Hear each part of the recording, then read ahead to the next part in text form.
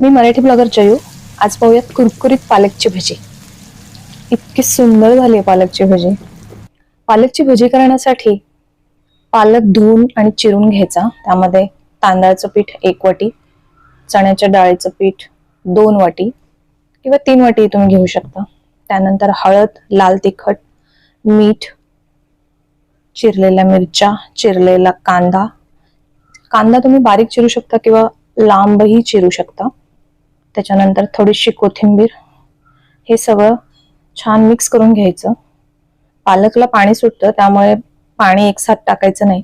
थोडं थोडं पाणी ऍड करून मिक्स करून घ्यायचं, जसं आपण भजीचं पीठ तयार करतो त्याप्रमाणे. त्यानंतर त्यामध्ये थोडं थोडं पाणी ऍड करत छान बॅटर तयार करून घ्यायचं. सगळ्यात शेवटी थोडासा इनो किंवा खायचा सोडा घालायचा. तेल गरम करायचं, त्यामध्ये